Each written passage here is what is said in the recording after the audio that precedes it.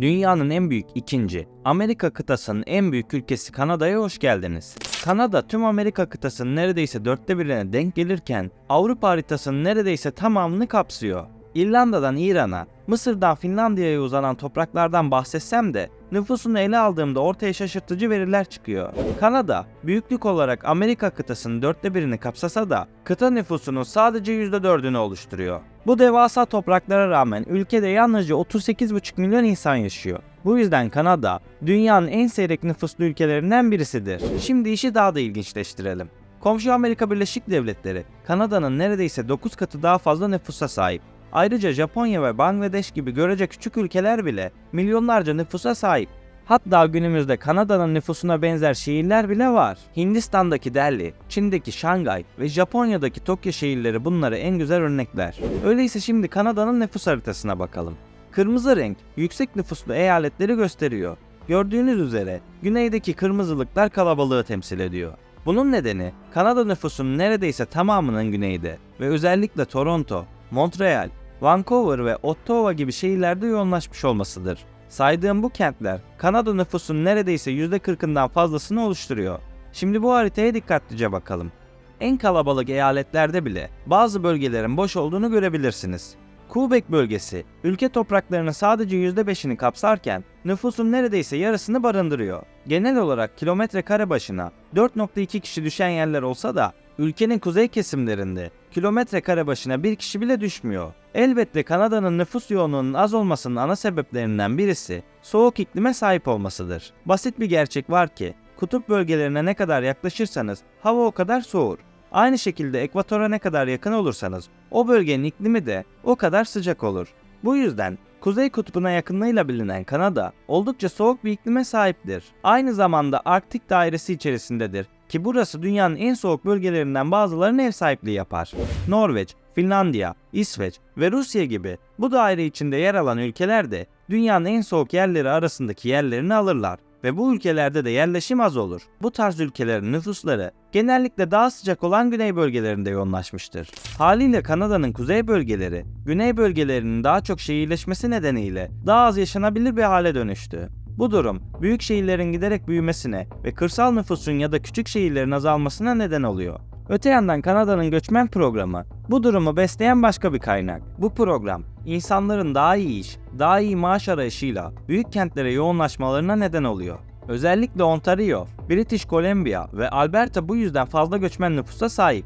Ontario, ülkenin en büyük ekonomik ve finansal merkezlerine sahipken, Alberta ve British Columbia büyük sanayi merkezlerine ev sahipliği yapıyor. Açıkçası Kanada nüfusunun büyük bir bölümünü göçmenler oluşturuyor ve bu da büyük şehirlerin büyümesine katkıda bulunuyor. 2011 Kanada nüfus sayımı sonuçlarına göre 2006 sayımlarına oranla ülke nüfusu %5,9'luk oranla artış yaşadı. Bu G8 ülkeleri arasındaki en hızlı büyüme oranı anlamına geliyor. Nüfusun artmasının ana sebeplerinden birisi ülkenin aşırı derecede göç almasıdır. Açıkçası nüfus büyüme hızının düşük olması sebebiyle Kanada'nın göçmenlere olan ihtiyacı da artıyor. Kanada hükümeti bu durumu olumlu bir gelişme olarak görüyor ve ülkenin rekabetçi kalmasına yardımcı olduğunu düşünüyor. Şu cümleden dolayı muhtemelen yorumlarda Türkiye kıyaslaması yapacaksınız ama ben o toplara girmiyorum. Kanada özelinde konuşmak gerekirse göçmenler genellikle genç insanlardan oluşuyor ve göçmenlerin yaklaşık %70'i 20 ila 40 yaş aralığında. Bu kıyaslar göz önüne alınınca insan Kanada'nın geleceğini merak ediyor doğrusu.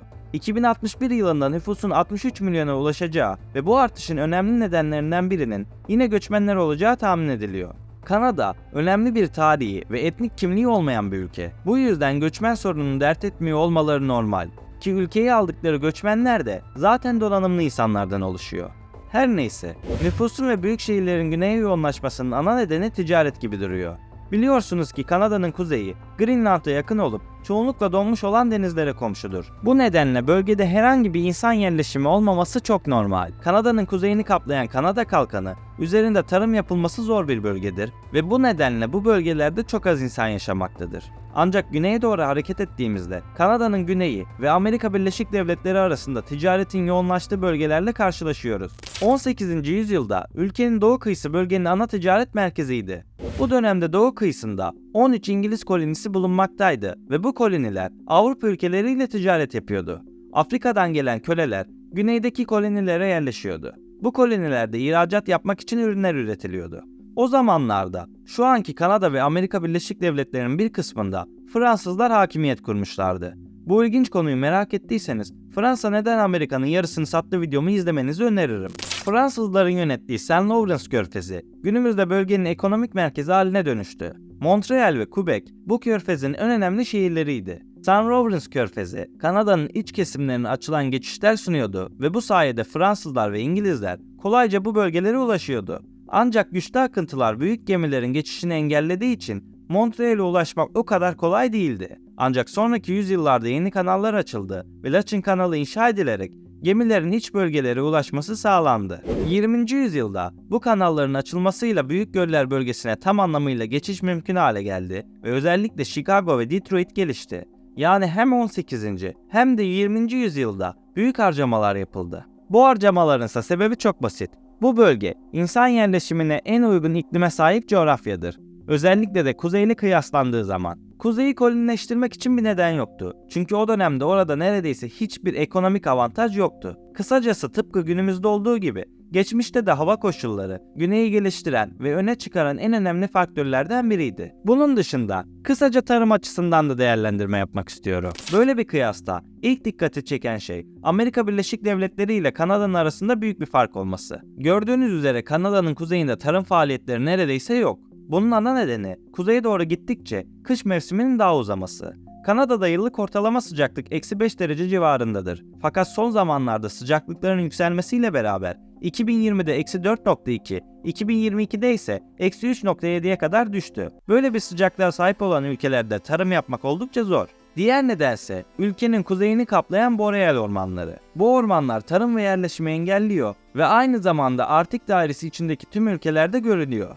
Bununla birlikte Kanada'da Rocky Dağları adında büyük bir dağ oluşumu var. Bu dağ sırası Meksika'dan Kanada'nın kuzeyine kadar uzanıyor. Özellikle bu dağlık bölgede nüfus yoğunluğu çok düşük. Kanada coğrafyasını bütünüyle ele alıp yorumlamam gerekirse, batıda devasa bir dağ sırası, kuzeydoğuda Kanada kalkanı ve kuzeyde ise boreal ormanlar sebebiyle şiddetli soğuklarla karşılaşıyor. Bu nedenle neredeyse 10 milyon kilometrekare büyüklüğe sahip olan Kanada'da insan yerleşimine uygun tek yer güneye sıkışmış küçük bir alan. Tarım, sanayi, hayvancılık gibi her şey bu coğrafyada yapılıyor.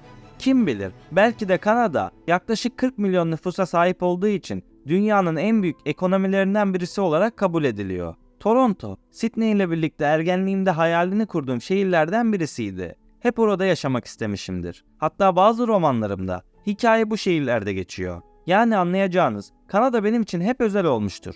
Peki siz Kanada ve Kanada nüfusu hakkında ne düşünüyorsunuz? 100.000 abone hedefimde desteklerinizi bekliyorum. Ne yazık ki izleyenler abone olmuyor. 100.000 hayalimi gerçekleştirmek için desteğinize ihtiyacım olduğunu unutmayın. Abone olursanız mutlu olurum. Beni buraya kadar izlediğiniz için teşekkürler. Bir sonraki videoda görüşmek üzere. Kendinize iyi bakın.